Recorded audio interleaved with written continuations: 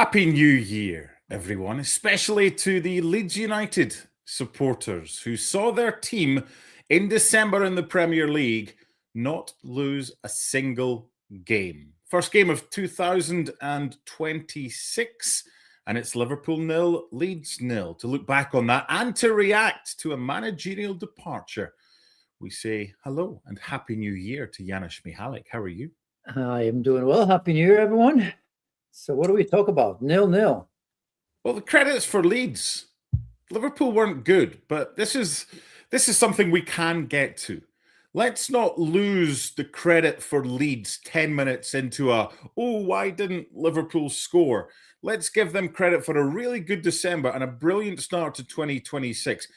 Whether it's learning from the start of this Premier League campaign where they were a wee bit too gung-ho, or whether it's learning from the 3-3 draw with Liverpool just last month at Elland Road.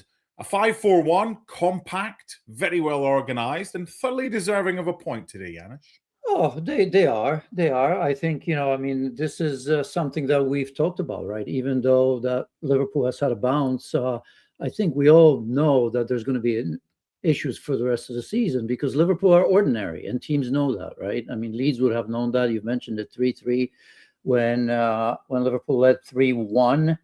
And I think it was Tanaka in 96th minute. That was also, I think, after that game with Mo Salah went off, right? Things have quieted down, but I think some of the issues that Liverpool have, continue to stay. And I think teams know that. They figured this out, not just at home, but at Anfield as well. Liverpool just ordinary, opposite what it takes to win this league. And Liverpool would know that.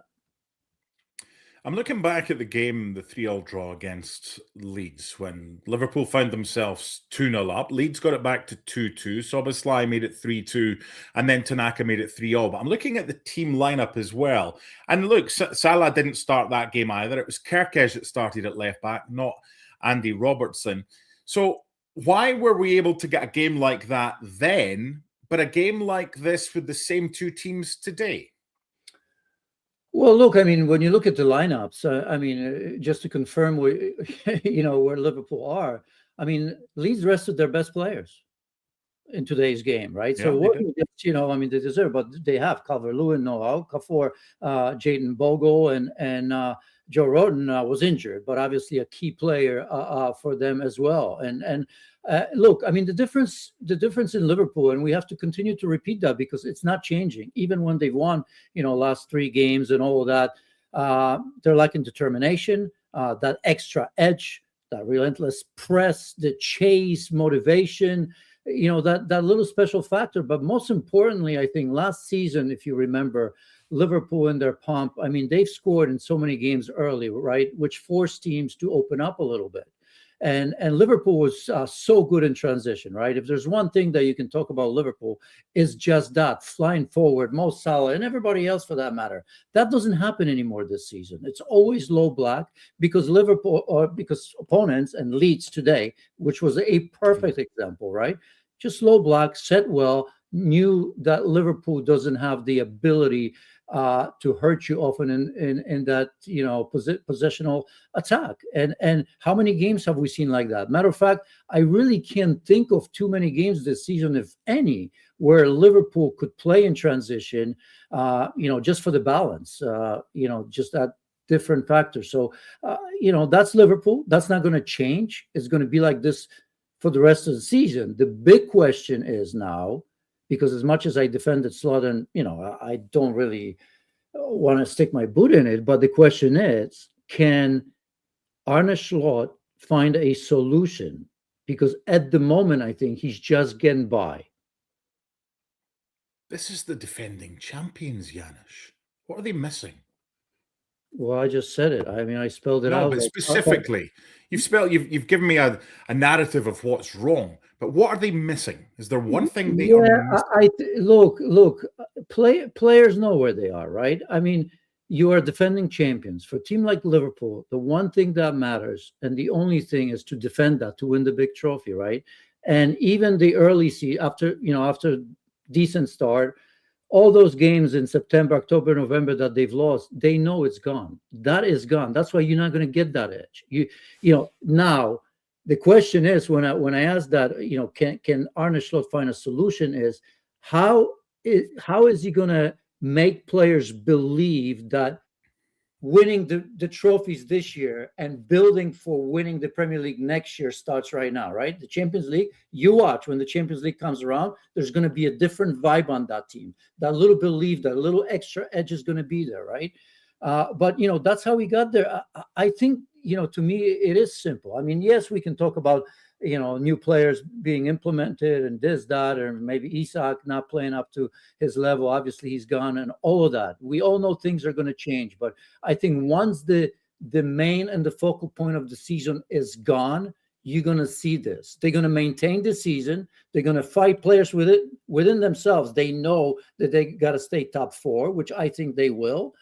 But I think you're going to have games like this, and you're going to be asking me the same question.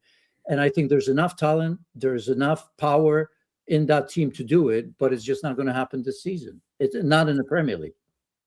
First goalless draw in the Premier League in over 2 years. Where are Liverpool now? What are they? They're not going to win the title, according to you. They drop silly points like this at home. So what's their aim for the rest of the season? Is it first and foremost Champions League and then do our best in the Premier League? Or how do you analyse what their aims are now? Well, yeah, exactly that. Try to win a trophy, right? I mean, in the past, the most important trophies for a club like Liverpool, right? Like Arsenal, like Manchester, the big clubs, is Premier League. Once that's gone, Champions League is super important to Liverpool and their fans as well. One of the best in history of that competition, right? I'm talking European Cups and Champions League. The FA Cup, for example, may have more importance. In the past, the League Cup and FA Cup, obviously, that's when you played, reserves for the most part. But maybe now you win that, and then you start to have a real plan of what it's going to take and what sort of players they will need to become champions next season once again. So, I mean, this is nothing out of ordinary, right? I mean, we're not going to lose our minds. Only one team can do it. That's obvious. And I think Liverpool are in position to have a push next season with a couple of changes and some hungry players that want to write themselves in the history books. Let's take a look at one or two incidents in the goalless draw at Anfield between Liverpool and Leeds. It was a first half that meandered along. Liverpool claiming for a penalty. Ekitike was being held, but didn't really go down. Alisson at the other end, a poor kick out, but it wasn't a great effort. And he was able to smother. Apart from that, it was a first half. Didn't really have too much to write home about. A lot of pressure from Liverpool, a lot of shots, but just the 4 on target in total. Yeah, they had 3 chances to speak about. The one when you mentioned penalty, I think, obviously Ekitike shows strength, but, at the end of that, Florian Wirtz probably's got to score that. His shot was blocked. I mean, if he reacts a little bit quicker, with more composure, that's one that you expect. Well, maybe that's a goal. Frimpong's shot where Ekitike, remember that header? I still think, even though it came quickly at him, it wasn't a cross. I mean, his body was positioned in such way that, I don't know what happened, but you can count that as a very good chance as well, even though Ekitike was striking the ball. And Van Dijk set it from a corner in the second half, if you remember. So those are 3 chances. I mean, Leeds themselves didn't truly have anything very, very clear with the one that, that was offside for the most part. But yeah, Liverpool at their best, the 3 chances, half chances, 3/4 chances, in the past, last season, one of them goes in for 3 points, for sure. So Liverpool in 4th on 33 points. Arsenal, having played the same number of games, on 45 points. Manchester City, who plays Sunderland shortly. Full reaction to that game, by the way, on ESPN FC this evening, are 5 points adrift of Arsenal, but with that game in hand at Sunderland. So not much to write home about from Anfield. A great point for Leeds United, especially as Janusz mentioned, with them pretty much resting their key players and then bringing them on, and had Dominic Calvert-Lewin not have strayed about half a yard offside, they might have gone back to Yorkshire with another 3 points like they did the last time they were at Anfield. But the new year got off to a lively start. There were there were some journalists actually working on New Year's Eve, Hogmanay as we call it in Scotland, and one of them, Jacob Steinberg, was suggesting that there might be some truth in the rumour that Enzo Maresca and Chelsea might be headed for divorce. And our James Ollie at ESPN FC confirming that news earlier today. When you first heard that, was it a shock for you, Janusz? No, because it was well telegraphed, wasn't it? Right? I mean, it looked like Maresca was doing just about everything to let people know that he's very, very unhappy, and he wouldn't mind leaving. Look, we will not get to the bottom of this, at least not right now. We can speculate every which way. I'm pretty sure you and I and our viewers have read just about every article. What may be wrong, the medical stuff, not allowing players to play, and obviously the board, that's not easy to deal with. But at the end of the day, I mean, I can only speak what's happening on the pitch for the most part, because in terms of turbulence, this has been happening at Chelsea forever. This is nothing new. So I'm not going to put that down to this, right?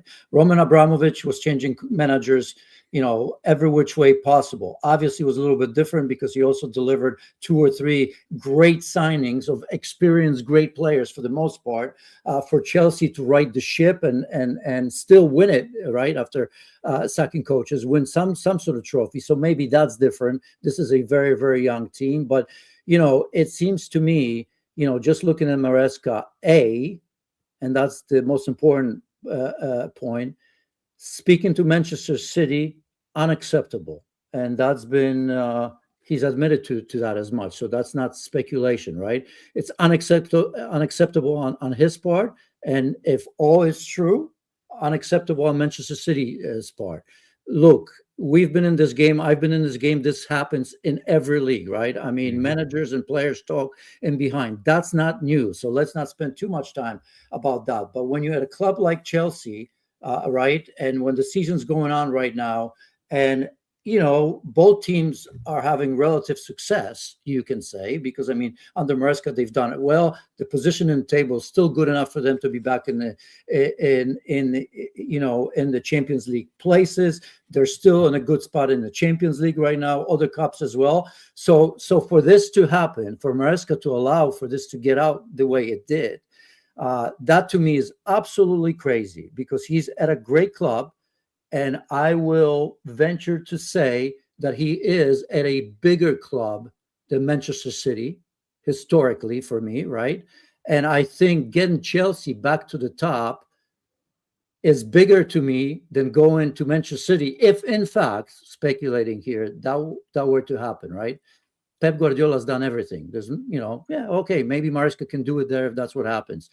But if I were Maresca, I would try to finish this at the very least this season. If you're so unhappy, and by the way, I get what's happening with that board, with the ownership of Chelsea, and it's a different model to that of Roman Abramovich. Who knows how long it's going to take, if ever, or in the near future. But to me, absolutely unacceptable. I don't get why he would even want to go there. But let's just wait and see, because these facts will come out for sure.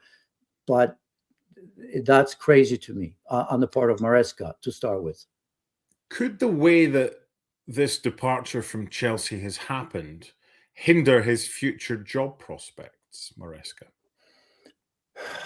It could, but look, I mean, to be fair to Enzo Maresca, I mean, he's done a tremendous job up until a couple of weeks ago, right? Because part of him going, or if it was mutual or not, I mean, he's been bad. 1 win in the last 7. 15 points from winning positions, 20 points if you count all competitions, I believe. Chelsea haven't been good as of late. So he's leaving at a wrong time if he was going to stand his ground, because he's not happy with messages that are coming from the board. The players are suffering, right? And that's on him. The way of playing, you and I have talked, right? Yeah. The way Chelsea are playing, I don't know what they're playing. I don't know what the style of Chelsea is, right? I mean, Chelsea right now is boring to me under Enzo Maresca, right? When Pochettino was there, it was at least he was trying to kind of get the Chelsea to attack. And this league is about chaos. This league is about attacking. It's not about slowly building and getting to the end product, right? Even Manchester City has changed under Pep Guardiola. So on the pitch, when we talk just about football, Maresca lately hasn't delivered for sure. But up until that point, remember what we've said, how many players were bought. Remember, almost 2 dressing room needed for all these players, right? He did deliver in the Club World Cup. He did deliver in Conference League, whatever you want to think of it, but he did deliver there. And, he was the one that started this process, really. So he didn't have it easy, and he's a good manager. He's going to bounce, but people will remember. I'm not sure for how long. So who's next? Let's have a look at a couple of options. Before we get to the favourite, I want to talk about Felipe Luis. Now, he's doing a good job in club football in Brazil, but we cover La Liga. He's been earmarked as Simeone's successor eventually. Now, how long is Simeone going to be at Atletico Madrid? Who knows? Former player there, but also a former player at Chelsea. So he's one who's doing a good job. But the favourite, odds-on favourite, is a guy who was sacked by Hull, went to Strasbourg, who are owned by Todd Bowley's company. And he's done a very good job there, Liam Rossignol. But the Chelsea job isn't a manager's job. It's a head coach role. You could argue it's basically do what you're told. Pick a team, get wins, or you're in trouble. Is he of sufficient status in football for Chelsea, given all the managers they've had? If he was appointed, how are you feeling if you're a Chelsea fan? Well, at this stage, I think, stopgap. Midway through the season, I don't think you're getting anybody of ilk. First and foremost, no big manager is going to come in and agree to the way that Chelsea's run. No manager that has any sort of respect, right? You want to have a say in how the team plays and how he chooses his starting players and all of that. So I don't think that's going to happen. Chelsea need a top manager, but I don't think that's going to happen until the summertime, unless Rossignol does something special. And why not? Yes, he's inexperienced, but he's the sword that is within the organization with Blue Coal right now. So it's an easy one, taking him away from Strasbourg, I suppose.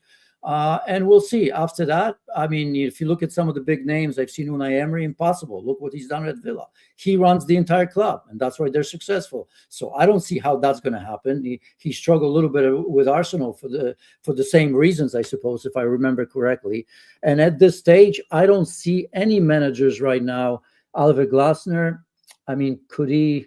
Do I like him? Yes, but it's Crystal Palace. It's a little bit of that Thomas Frank situation, right? From Brentford to Spurs right now. He's used to playing pragmatically, defensively, right? And now you have Chelsea that everybody wants to kind of play a little bit different.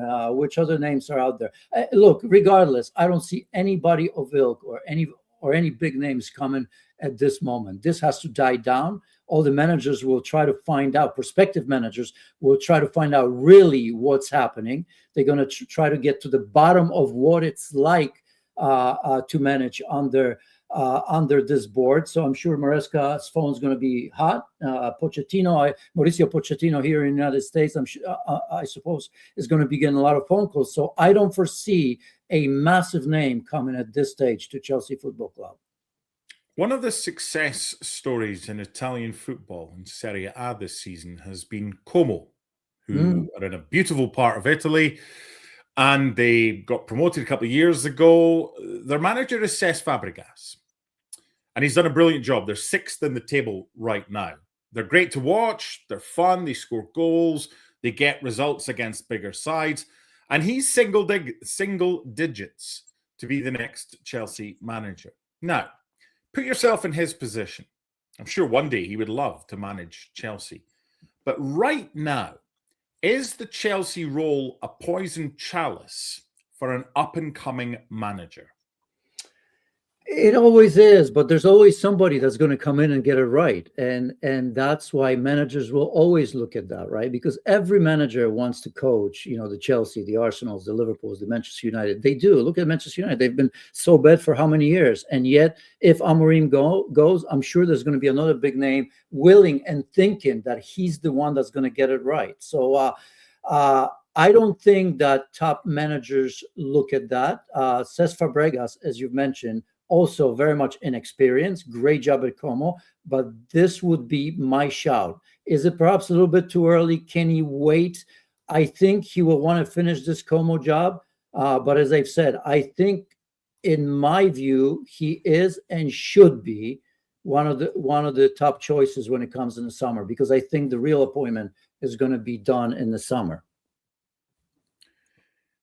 There's a guy at Coventry City who's doing rather well. I know they dropped points in their latest game, but they're top of the championship. He had a difficult start to his managerial career. You know where I'm going with this. He's a former Chelsea captain. He's a legend at the football club. And his name is Frank Lampard. If the phone was picked up to Frank Lampard, knowing fine well that with Coventry top, and look what happened to the former Middlesbrough manager who went to Wolves, albeit this is very different. Is this something right now that might interest Frank Lampard, or is this a right club, wrong time? Yeah, been there, done that. One of those, right? I mean, once again, do you step in? I mean, the pressure on him would be totally different than the one of other people that we've mentioned. Yep. As I said, I think that he will always think and continues to think that he can get the job done. And I'm not saying that this is forever, where he's never going to come back to Chelsea. But if I were him, I wouldn't do that, the stopgap again, because I think he'd be considered that again.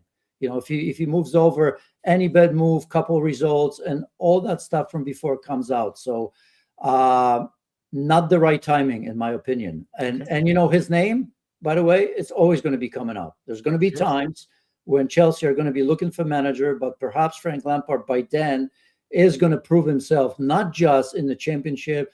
Who knows? You know, may bring Coventry in, and there may be another club or two where he's going to have success, where by then nobody's going to kind of look at the experience or bet experience on his part. So, I mean, I don't think the phone call is made to him, and he's probably quietly wishing that the phone call doesn't come, not at this point. Final one I want to mention, and he's 9-1 to replace Enzo Maresca, and he's in a job at a Premier League club. And he's likely to move on to a much bigger club eventually. When that will be, we don't know. But his name is Andoni Iraola. Came from La Liga. He's done a brilliant job at Bournemouth. Plays a style of play I'm sure would go down well at Chelsea. Could you see that as a marriage made in heaven? Yeah, one of the front runners on my list. You went one by one. I've jotted down one of those. I think he would be. I think he's the sort that's proven himself already. I think, you know, the Spanish managers, for the most part, have had a lot of success in this league. You know, of course, I don't know, you know, what his interaction would be with the board, because, you know, just like it was with Maresca, you know, promises are always made early on both sides, right? By the board and by the managers. They always seem to think that they can live with everything that the board puts down to them, and then, you know, it all comes out in a wash, right? Time goes by and you get frustrated by that. But I think that Iraola would be the sort that could deal with that, and certainly has proven himself in the Premier League that he's very much capable of delivering the type of football that Chelsea fans would enjoy. So now I'd probably put him ahead of Cesc Fabregas, just slightly. Well, he had the perfect opportunity to impress his potential new employers when Bournemouth went to Chelsea and drew 2-2 on the final day of 2025. But the big question is how much of a poison chalice is the Chelsea role right now? We will find out when the replacement for Enzo Maresca is unveiled. Busy day already to start the new calendar year. Chelsea looking for a new boss, and Leeds United celebrating a brilliant point at Anfield against a disappointing Liverpool team who, without Salah and without others, have been struggling to score goals of late. Bye for now.